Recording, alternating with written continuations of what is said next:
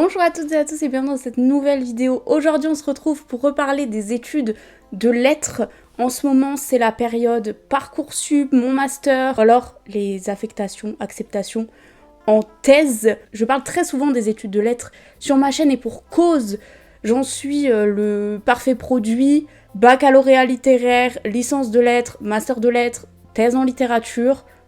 J'ai pas tout vécu, mais disons que je suis passée par le tunnel, donc je peux comprendre les interrogations que vous avez à ce sujet. Le concept de la vidéo est très simple et d'ailleurs il m'a été inspiré par l'une d'entre vous. Je sais pas si elle passera par là, mais en tout cas, c'est elle qui m'a donné l'idée puisque je reçois assez souvent et surtout dans cette période de l'année des questions par DM Instagram ou alors sur TikTok. D'ailleurs, si vous voulez me rejoindre là-bas, n'hésitez pas à aller voir dans la barre d'infos. Et les gens me racontent un petit peu leur situation ou alors me posent des questions et au final, ça ne reste que dans cette conversation privée alors que c'est vrai que ça pourrait aider beaucoup de personnes parce que vous me posez souvent les mêmes questions ou alors vous avez des parcours très similaires. Donc autant faire profiter tout le monde et en faire une vidéo. J'ai répertorié sur un petit carnet quelques questions, j'en ai 4 sur la licence, 4 sur le master, 4 sur le doctorat, comme ça on va pouvoir équilibrer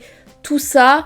Je vais faire dans l'ordre chronologique, donc s'il y a une partie qui vous intéresse plus que d'autres, n'hésitez pas à aller vous diriger directement vers celle-ci. On commence par les questions concernant la licence de lettres. J'ai déjà fait 2 vidéos à ce sujet, une vidéo plus sur mon parcours et vraiment les bases de base, les cours que j'ai pu avoir, ce que j'ai aimé, ce que j'ai pas aimé, mon expérience dans sa globalité et aussi une vidéo avec mes meilleurs conseils pour réussir sa licence de lettres. Donc si vous avez encore des questions après celle-ci, n'hésitez pas à aller voir ces 2 vidéos et éventuellement si je n'y réponds pas, à me poser la question en commentaire. Première question qu'on me pose souvent, est-ce qu'on peut avoir eu une note très nulle au bac de français et quand même aller en licence de lettres? Évidemment, j'ai oublié de le préciser, mais pour toute cette vidéo, je vais parler de mon expérience personnelle et des conseils que moi, je peux vous donner ou que j'ai entendus autour de moi et avec lesquels je suis d'accord. Mon avis ne se suffit pas, ne prenez pas mes conseils pour parole d'évangile. Et ma réponse va être toute simple et un petit peu cliché, ça dépend. Dans le sens où ça dépend la vision de notes très nulles. Est-ce que très nul, c'est avoir eu un 0, je crois que c'est même pas possible, d'avoir eu un 2 au bac de français? Est-ce qu'une note très nulle, c'est d'avoir eu 8 ou 12? Bref, ça dépend de tout le monde. Disons que dans le cas où on me demande une note très nulle, ce serait une note vraiment en dessous de la moyenne. Bon, déjà ce qu'il faut garder en tête, c'est que le bac de français, effectivement il y a 2 épreuves, donc ça permet parfois de se rattraper et certaines personnes sont plus à l'aise à l'oral ou à l'écrit, mais ça reste un examen sur un instant T. Peut-être que vous êtes très bon d'habitude en français et en littérature, mais ce jour-là vous êtes tombé sur un sujet complètement horrible, un sujet que vous ne vouliez pas ou que vous avez perdu tous vos moyens. Dans ce cas-là, je pense qu'il vaut mieux se fier aux moyennes qu'on a pu avoir en classe de français du collège et du lycée, voir si on avait plutôt des facilités, voir aussi quelles sont les difficultés qui ont été relevées souvent par les professeurs. Est-ce que c'est un problème d'orthographe de langue? Est-ce que c'est un problème de compréhension de texte? Est-ce que c'est un manque de travail, d'investissement? Une fois que vous avez cette réponse en tête, il va falloir être très honnête avec soi-même, ce qui peut être assez compliqué. Si vous avez quelques difficultés mais que la licence de lettres, vous êtes vraiment motivé, vous adorez la littérature, vous adorez la langue française, je pense que on peut réviser encore une fois la méthodologie, travailler en amont et identifier assez rapidement dans l'année quand il y a vraiment des choses qui vont bloquer pour pouvoir travailler dessus, se faire aider par des profs, des camarades de promo, etc. Je pense que ça peut toujours se faire. Après, si vous allez en licence de lettres par dépit ou parce que vous savez pas vraiment où aller, etc., là je pense que ça peut être plus compliqué à rester motivé et aussi de prendre du temps en dehors des cours pour se former, pour réviser, pour consolider ses acquis, etc. Ce qu'il faut aussi savoir, c'est que les licences de lettres à la fac sont souvent, comme beaucoup de licences généralistes, des pastilles vertes. C'est-à-dire que dans la limite des stocks disponibles, entre guillemets, donc du nombre de places, les facultés, si c'est pas une licence sélective, sont obligées, entre guillemets, de vous prendre. Donc c'est sûr que si vous mettez sur Parcoursup une vingtaine de licences de lettres dans des grosses villes, des petites villes, etc., vous allez certainement être pris, même si vos notes au bac et votre moyenne en français et en littérature est pas top. D'ailleurs, je dis littérature depuis tout à l'heure parce que j'ai passé l'ancienne version du bac quand il y avait les filières, mais quand je parle de littérature, je parle de la HLP. Voilà. Autre question, quelle langue faut-il parler pour être en licence de lettres? Alors, si on est en France ou alors dans un pays francophone et donc on fait une licence de lettres généraliste ou une licence de lettres moderne, effectivement la maîtrise du français me paraît absolument obligatoire. Pour des étudiants qui seraient éventuellement étrangers et dont le français n'est pas la langue maternelle, je pense qu'il faut avoir un niveau C1, être quasiment bilingue en français pour pouvoir réussir. En ce qui concerne les autres langues, il n'y en a pas vraiment qui sont imposées. Après, je pense qu'une maîtrise de l'anglais quand on rentre à l'université, c'est absolument nécessaire. Je vous demande pas d'être bilingue en anglais, etc., mais de pouvoir le lire, de pouvoir le comprendre, parce que surtout quand on arrive dans les niveaux les plus avancés et qu'on commence à faire de la recherche, donc ça peut arriver en 3e année de licence, on va lire énormément d'articles en anglais, puisque l'anglais c'est un petit peu la langue officielle de la recherche, même si on essaie de plus en plus de fournir des contenus dans d'autres langues. Et puis ensuite, toute autre langue supplémentaire peut être que des bonus et peut vous favoriser par rapport à d'autres étudiants. Ça va vous permettre de découvrir d'autres littératures dans leur langue originale, ce qui est quand même vachement chouette. À voir aussi dans le programme des cours si vous avez une langue obligatoire. Je pense que vous allez continuer celle que vous avez faite au collège et au lycée. Mais oui, c'est absolument pas une condition pour rentrer, pour réussir en lettres, mais je pense que quand on s'oriente vers la recherche ou alors un concours comme l'agrégation, concours de l'enseignement où il y a une épreuve de langue étrangère, effectivement il va falloir, je pense, un petit peu bosser ça de notre côté. Autre question que je vois souvent et qui peut s'appliquer là aussi pour des gens qui vont rentrer en master de lettres, c'est soit les cas de personnes qui sont en reprise d'études, ou alors qui ne sont jamais allées à l'université et qui vont rentrer en licence de lettres, ou soit les personnes qui ont fait d'autres études avant. On me demande comment se remettre à niveau, comment s'organiser, etc. Alors déjà, je pense, pas de panique. Si vous commencez en L1, vous allez être au même niveau que les personnes qui sortent du bac. En sachant que toutes les personnes qui vont rentrer en licence de lettres ne sont pas forcément des personnes qui ont pris la spécialité HLP, vu qu'il y a l'histoire de pastille verte. Donc techniquement, des personnes qui auraient fait, je sais pas moi, maths et physique pourraient se retrouver en licence de lettres. N'hésitez pas, si vraiment vous vous inquiétez, à réviser la méthodologie du commentaire de texte et aussi de la dissertation, qui sont les deux exercices qu'on croise le plus souvent en licence de lettres, en tout cas au début. Et ensuite, je ne pense pas qu'il y ait besoin de lire tel ou tel auteur classique pour pouvoir rentrer en licence ou en études de lettres. Je ne pense pas qu'il faut apprendre l'intégralité de l'histoire littéraire dans ses plus grands détails parce que vous êtes là pour ça, vous êtes là pour apprendre. Mais si vraiment vous êtes très très stressé, allez voir un petit peu sur internet, allez regarder des vidéos, des documentaires. Je sais que Arte en a fait pas mal sur l'histoire littéraire, la littérature. Je sais que les podcasts de France Culture peuvent être pas mal pour avoir des interviews notamment d'auteurs ou alors des analyses de textes. Mais ne vous mettez pas la pression.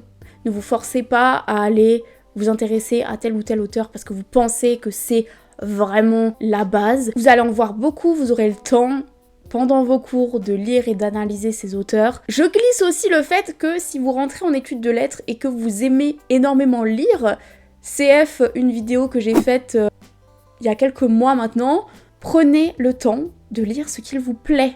Vraiment. Parce que quand vous allez arriver avec toutes les lectures imposées, ça peut vous éloigner ou vous dégoûter un petit peu de la lecture plaisir. Donc n'hésitez pas à lire vos meilleurs romans de SF, vos meilleurs BD. Prenez le temps, reposez-vous surtout parce que la licence et la faculté, il faut prendre un nouveau rythme, faut avoir une nouvelle organisation, des manières de travailler qui sont très différentes de ce qu'on a soit dans le milieu du travail ou soit qu'on a au lycée. Reposez-vous, c'est un peu cliché, mais voilà. Et je pense que ça va faire le lien avec la prochaine question qui est « J'ai été acceptée en licence de lettres, qu'est-ce que je fais de mon été ?» Alors, reprenez mes réponses à la question précédente et appliquez également ces conseils. En fait, c'est vraiment un moment où vous devez profiter et prendre soin de vous. Vous allez peut-être déménager dans une autre ville, une autre région, donc vous allez déjà avoir tout ça à gérer. N'hésitez pas, si vous arrivez avant la rentrée, à visiter votre ville et votre région d'accueil, faire des musées, aller flâner en librairie et boire des cafés, enfin bref, la totale quoi. Et je sais que vous allez passer, en tout cas c'est ce que moi j'ai fait, votre été à regarder des vidéos sur la licence de lettres, aller regarder les vidéos d'étudiants en lettres, etc. Donc si vous arrivez sur ma chaîne, n'hésitez pas à vous abonner, à voir ce que j'ai pu proposer d'autres. Peut-être que ça pourra vous rassurer. Moi je vais peut-être vous conseiller encore d'autres chaînes de mes collègues étudiants en lettres qui font aussi des vidéos sur YouTube et que j'aime beaucoup.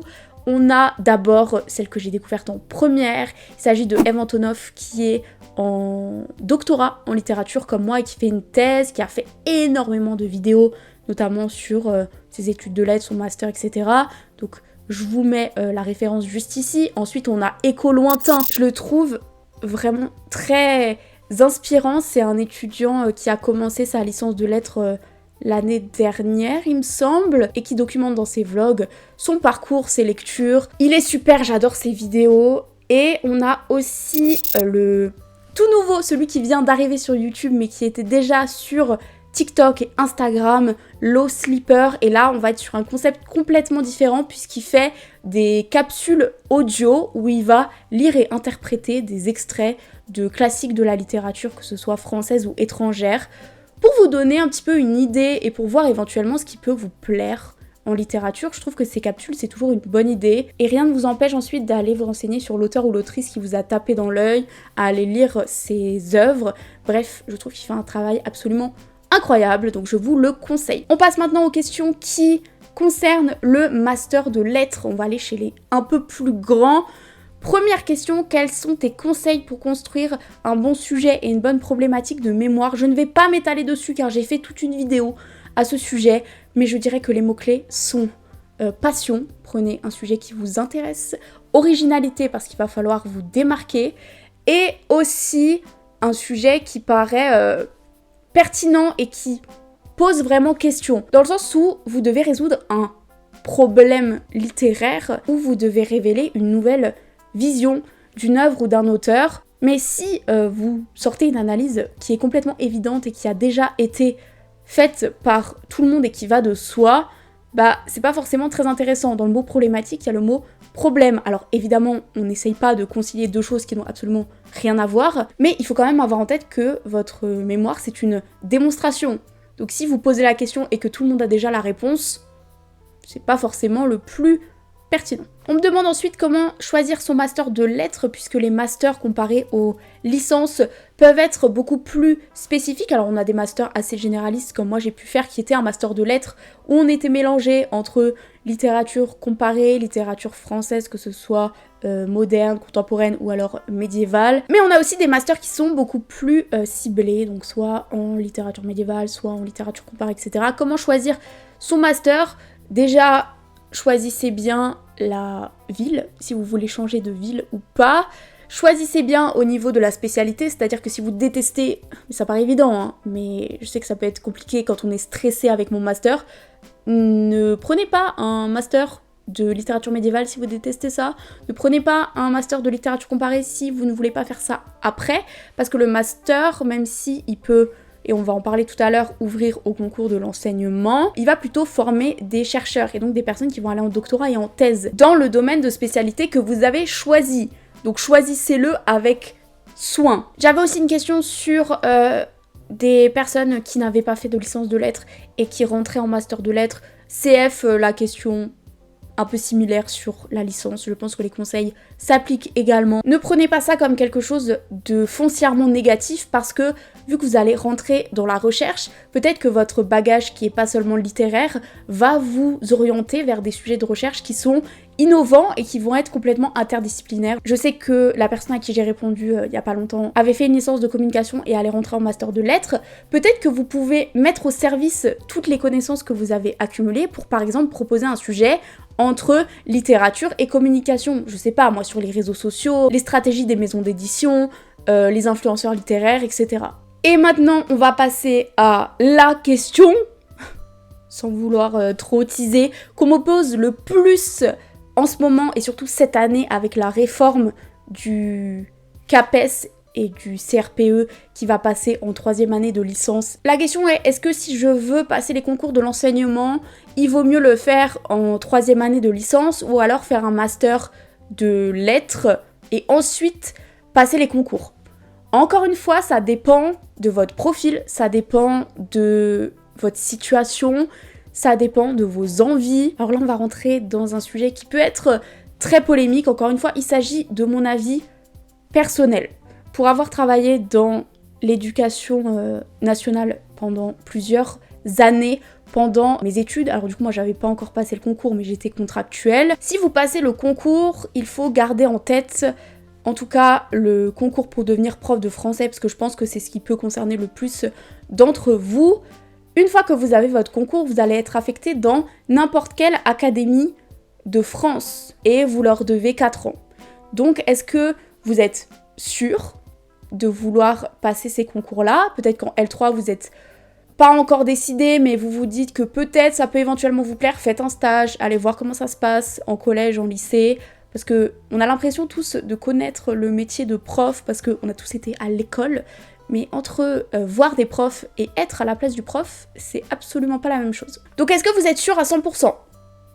Si vous n'êtes pas sûr, attendez, faites peut-être un master, ça va éventuellement vous donner envie de faire une thèse, même si c'est clairement pas une fin en soi. Et ça dépend aussi du master que vous visez, parce qu'il y a des masters de recherche qui sont plus ou moins ouverts à la préparation au concours de l'enseignement. Il y a certaines facs qui proposent des modules de préparation, donc ça peut vous permettre de préparer le CAPES en M2, en 2e année de master en même temps que vous finissez votre master. Attention, gardez en tête qu'en M2, on écrit notre mémoire. Et le mémoire de recherche en master de recherche, c'est un gros coefficient. Donc, est-ce que vous voulez vraiment rentrer dans cette dualité de préparation de mémoire et en même temps de concours? Ça dépend de votre situation. Par contre, si votre master de recherche n'est absolument pas orienté vers ces concours et ne propose pas de module, ça peut être compliqué. Vous devrez préparer le concours après votre master, que ce soit en vous formant tout seul ou en prenant une préparation en ligne ou en faisant des modules plus tard à l'université. Donc il y a plusieurs critères à prendre en compte. Je vais pas pouvoir donner une réponse universelle, mais j'espère que je vous ai donné quelques pistes. Est-ce que vous êtes vraiment sûr de vouloir vous diriger dans l'enseignement, dans l'éducation nationale, etc. Est-ce que vous êtes prêt à préparer le concours de votre côté en n'étant pas forcément aidé? Est-ce que vous êtes prêt à avoir toute la charge de travail d'un master plus d'un concours à préparer? Je pense que c'est à vous de répondre. Tout en gardant en tête que avec un master de recherche, il n'y a pas 1000 choses à faire sans reprendre des études ou sans faire une formation. On a les métiers de la recherche, donc poursuivre avec un doctorat, avec une thèse, qui va aboutir, en tout cas en littérature et en sciences humaines, à un métier hybride entre la recherche et l'enseignement. Il faut aussi garder en tête, mais du coup l'enseignement auprès de plus grands, puisque ce sera à l'université, ou alors ça nous destine au concours de l'enseignement. Donc il y a tout un tas de questions que vous devez vous poser. Il y a aussi la question de l'âge et de la maturité qui peut rentrer en compte. Si vous vous sentez pas forcément prêt à devenir prof tout de suite en L3, je pense que vous devez avoir une vingtaine d'années. Je ne suis pas beaucoup plus âgée, hein. Est-ce que vous vous sentez d'être devant une classe pour l'instant? Est-ce que vous avez encore besoin d'un peu d'études et un petit peu de répit pour grandir, maturer votre projet? Maintenant, on passe aux dernières questions sur le doctorat. Je suis en plein dedans. Pour recontextualiser, moi je suis en première année. Là, je suis rentrée en thèse au mois de septembre, octobre 2025. Donc je n'ai pas tout vu. J'ai déjà pu expérimenter beaucoup de choses. Ça non plus, j'en ai pas encore parlé, mais je ferai une vidéo bilan cet été, je pense, de ma première année, ce qui s'est très très mal passé, ce que je vous ai pas montré, parce que j'ai fait quelques vidéos sur le doctorat, mais je suis quand même assez pudique pour l'instant dessus, j'en parle pas trop, en tout cas je parle pas trop de ce qui se passe très mal et pourtant il y a eu des galères. On n'est pas là pour parler de ça là, je vais juste répondre à vos questions. Première question, est-ce qu'on peut faire un doctorat sans passer l'agrégation? L'agrégation c'est un des concours pour devenir professeur au collège et au lycée. Vous allez dire quel rapport? Là on parle d'une thèse et donc d'un doctorat, donc ça n'a rien à voir entre guillemets avec l'enseignement en collège et en lycée. Sachez que l'agrégation c'est l'un des deux concours. On a aussi le CAPES, mais l'agrégation est connue comme étant plus compliquée et plus axée sur la littérature et pas forcément sur la pédagogie. Il faut savoir que certaines universités, dont les plus grandes universités, demandent aux candidats en doctorat d'avoir l'agrégation.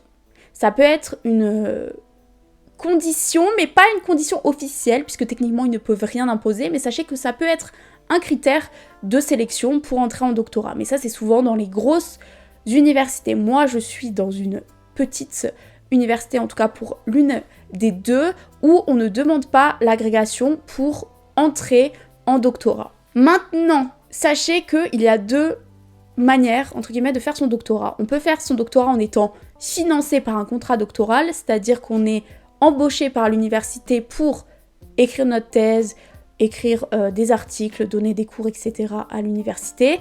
Et on a aussi la deuxième partie des personnes qui font leur thèse sans être embauchées par l'université et qui font leur thèse un petit peu en candidat libre, mais donc qui ne sont pas payés. Il faut savoir que pour avoir un contrat doctoral, chose que j'ai obtenue, c'est extrêmement compliqué. Il y a encore plus de processus de sélection. On passe un concours, on passe des entretiens, il faut présenter un dossier. Enfin bref, c'est assez dense et assez compliqué. Et il y a très peu de contrats doctoraux, surtout en littérature et en sciences humaines. Et dans bon nombre de facs, l'agrégation est un gage de qualité et de sérieux d'un profil d'un chercheur, chose avec laquelle je ne suis absolument pas d'accord, mais dans beaucoup de facs, ça peut jouer et on peut préférer un candidat qui a l'agrégation et donc qui a déjà montré qu'il peut obtenir un concours et qu'il possède un savoir dépassant tout entendement pour obtenir un contrat doctoral. Moi, ça n'a pas été le cas. Dans mon cas, je n'ai absolument pas passé l'agrégation et je ne compte pas la passer. Je sais que pour beaucoup de chercheurs et beaucoup de doctorants qui font une thèse en France, en littérature ou dans des domaines un petit peu semblables, pour obtenir un poste à l'université après le doctorat, on va demander l'agrégation. Donc si vous avez eu la chance de ne pas devoir la passer pour entrer en doctorat, peut-être que vous allez devoir la passer pendant votre doctorat ou juste après pour avoir un poste à l'université. Ce n'est pas ce que je vais faire, ce n'est pas mon projet. Ne jamais dire jamais, mais je pense que je suis quand même assez sûre du fait que je ne souhaite pas passer l'agrégation pour la simple et bonne raison que je ne me destine pas au monde de la recherche en France et que l'agrégation, c'est une spécificité, tout comme les autres concours de l'enseignement, bien française. Et ça, il faut qu'on remette l'église au milieu du village, les barres sur les T, les points sur les I, etc. C'est typiquement français. Donc de là à dire que avoir l'agrégation, ça signifie qu'on est un très bon chercheur, ça veut dire que tous les autres chercheurs du monde sont mauvais? Je ne pense pas. En résumé, oui, on peut faire une thèse sans agrégation, on peut aller en doctorat sans agrégation. D'ailleurs, depuis tout à l'heure, je dis thèse et doctorat. Doctorat, c'est le diplôme qu'on obtient. La thèse, c'est le mémoire, entre guillemets, qu'on va rédiger pendant notre doctorat. Si c'était pas clair. Donc oui, on peut le faire, ça dépend des universités. Est-ce qu'on peut avoir un contrat doctoral sans agrégation? Très compliqué aussi à avoir, mais on peut. Est-ce qu'on peut avoir un poste dans la recherche en France en n'ayant pas l'agrégation? Là, c'est un peu plus compliqué. Et c'est difficile de passer entre les mailles du filet. Autre question, est-ce qu'on travaille vraiment tout seul quand on est en doctorat? Parce que la thèse, c'est quelque chose qu'on va rédiger tout comme le mémoire tout seul. Est-ce qu'on passe nos journées tout seul à travailler? Là encore, il y a une différence entre les thèses en sciences exactes, donc en maths, chimie, etc. et les thèses en sciences humaines. En sciences exactes, ils ont plus la culture, et d'ailleurs, c'est dans leur travail de bosser en équipe, de rédiger des articles en équipe, de faire des expériences dans leur laboratoire en équipe avec des collègues.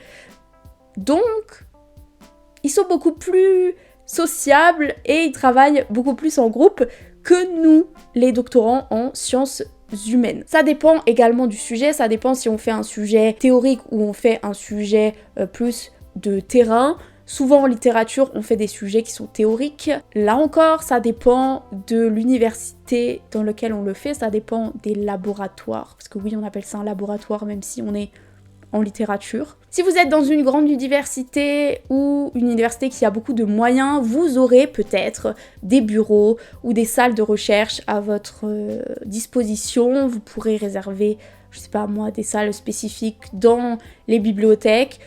Moi qui suis, et je trouve que cette parole est très importante, parce qu'on a tendance à entendre que des doctorants qui sont dans des très grandes universités. Moi qui suis dans une petite faculté, dans un petit laboratoire, sachez que les doctorants n'ont absolument pas de bureau. On n'a pas d'espace pour travailler, on peut aller travailler à la bibliothèque universitaire, mais on n'a pas de salles qui sont spécifiquement réservées aux chercheurs, aux doctorants. Donc ça peut être très compliqué de travailler. Est-ce qu'on est tout seul? En théorie, oui, puisqu'on n'a pas besoin d'autres personnes. Oui, effectivement, on va avoir plusieurs rendez-vous avec notre directeur de recherche qui nous gère pendant tout notre doctorat, mais ça peut arriver qu'on voit rarement du monde.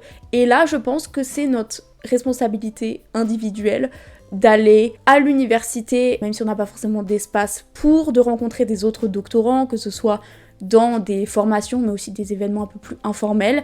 Là, j'ai envie de dire, ça dépend que de vous. On peut faire son doctorat en étant tout seul dans son coin, c'est pas forcément le mieux parce que le réseau aussi c'est quelque chose qui est très important, déjà pour garder la motivation, se soutenir, mais aussi pour avoir par la suite des personnes avec qui travailler sur des projets, sur des colloques, etc. Prochaine question, est-ce que tu conseilles plutôt les sujets de thèse imposés ou les sujets de thèse qu'on va choisir soi-même? Alors il faut savoir que dans certains cas, dans certains laboratoires, pour postuler notamment à des contrats doctoraux, donc avoir un financement, on va vous imposer un sujet. Et donc c'est à vous de répondre à l'appel et à dire pourquoi est-ce que vous êtes le meilleur chercheur selon vous pour s'occuper de ce sujet-là. Il y a aussi la possibilité, dans certaines universités ou alors quand on fait sa thèse sans être financé, de proposer soi-même un sujet évidemment qui doit être validé par un directeur ou une directrice de thèse qui est absolument obligatoire, donc c'est un prof qui va vous gérer, qui va vous accompagner, qui va vous conseiller, qui va vous évaluer pendant toute la durée de votre doctorat. Donc est-ce que je conseille l'un ou l'autre? Alors moi j'ai choisi mon sujet. Je me sentais absolument pas de répondre à un appel à projet parce que je voulais vraiment un sujet qui m'intéresse et qui est au plus proche de mes préoccupations, de mes compétences, etc. Donc pour moi, c'était le mieux à faire. Après, si vous tombez sur un appel avec un sujet qui vous intéresse et qui colle à 100% à votre personnalité, etc., ça peut valoir le coup. Au moins, vous serez soutenu dans votre sujet par toute l'équipe du laboratoire. Après, faites attention parce que, du coup, parfois, il y a aussi un directeur derrière tout ça, donc vous pouvez pas choisir vous-même votre directeur, donc il faut être sûr de bien s'entendre avec et de pouvoir travailler correctement. Par contre, est-ce que je conseille de postuler à un sujet avec lequel on n'a aucune affinité et où on se sent pas forcément ultra compétent là-dedans? Franchement, non. La thèse, c'est quand même quelque chose qui est assez compliqué, qui est assez demandant, qui nous remet beaucoup en question. Le syndrome de l'imposteur, c'est vraiment quelque chose qui est très courant chez les doctorants, tout comme les burn-out et autres surmenages. Mais ça, j'ai envie d'en parler dans des vidéos qui sont dédiées, d'avoir notamment des témoignages d'autres doctorants ou d'autres docteurs. Donc un sujet imposé complètement, je suis pas forcément pour, surtout si il vous parle pas et vous êtes à moitié convaincu. Je pense qu'il vaut mieux attendre de former un sujet, de formuler un sujet tout seul, de trouver un directeur qui serait capable de vous accompagner et qui veut le faire, et postuler pourquoi pas une année ou plusieurs années après l'obtention de votre master, parce que vous n'êtes absolument pas obligé à la fin de votre master d'aller directement au doctorat. Il y a des personnes qui vont le faire plus tard et d'ailleurs c'est assez courant. Donc voilà ce que j'avais à dire. Dernière question et là on va parler un peu plus de moi, mais ça va être très rapide parce que je pense qu'avec toute cette vidéo, vous avez déjà quelques pistes et quelques idées. C'est pourquoi avoir fait une thèse et pas avoir passé les concours et être devenu prof. Alors moi déjà, le milieu de la recherche, je l'ai découvert très tardivement. Je sais qu'il y a des lycéens ou des personnes qui viennent de commencer leur licence de lettres et qui savent déjà qu'ils veulent faire une thèse et aller en doctorat. Je ne savais absolument pas, parce que c'était un doctorat, surtout pas en sciences humaines, surtout pas en littérature. Donc moi, c'est pas quelque chose que je connaissais avant d'arriver en L3 et qu'on commence à parler du master de recherche. Donc là, j'ai découvert ce que c'était la recherche, j'ai commencé à aller à des conférences, et je me suis dit, pourquoi pas? À ce moment-là, on pouvait pas passer le concours en 3e année. Le CAPES, il était en M2, ou alors après l'obtention du master de recherche. Donc je me suis dit, on verra, moi je rentre en master de recherche parce que j'adore la littérature et j'ai pas forcément envie d'aller en master MEF, donc qui était un master spécialisé dans la didactique, l'enseignement, etc. À côté, je vais devenir contractuelle, puisque j'avais déjà fait ma 3e année de licence en alternance, on peut pas vraiment dire ça, mais en alternance avec l'éducation nationale, où j'étais du lundi au jeudi à la fac pour valider ma 3e année de licence, et le vendredi, j'étais dans un collège où j'observais, j'aidais, je préparais des séquences avec du coup l'équipe des profs de français. Au fur et à mesure de mon expérience en tant que contractuelle, je me suis rendu compte qu'il y avait des défauts que je voyais dans l'éducation nationale, il y avait des choses qui ne rentraient pas en adéquation avec mes valeurs. Il y a aussi le fait que je n'avais pas envie de changer de région. Donc je me suis dit que la recherche, de devenir professeur à l'université, d'avoir à la fois la recherche mais aussi la pédagogie et le fait de donner des cours mais à des plus grands, en pouvant plus ou moins choisir là où j'allais atterrir, ça me convenait beaucoup plus. J'ai pas complètement abandonné le côté enseignement et pédagogie, c'est juste que dans la fonction publique, c'est peut-être pas forcément ce qui me correspond le plus, en tout cas pour l'instant. Voilà, j'ai beaucoup parlé, j'espère que cette vidéo vous aura plu, vous aura intéressé, vous aura appris plein de choses. N'hésitez pas, si vous avez encore des questions, à me les poser dans les commentaires. N'hésitez pas à aller consulter la playlist concernant les études de lettres, mais aussi celle de ma thèse. J'ai fait 2 playlists différentes pour l'instant. N'hésitez pas aussi à aller me suivre sur Instagram et sur TikTok, c'est toujours Liatérature. Et on se retrouve là-bas, on se retrouve aussi dans une prochaine vidéo. D'ici là, je vous souhaite de très belles lectures, une bonne soirée, une bonne journée, et je vous dis à bientôt. Salut!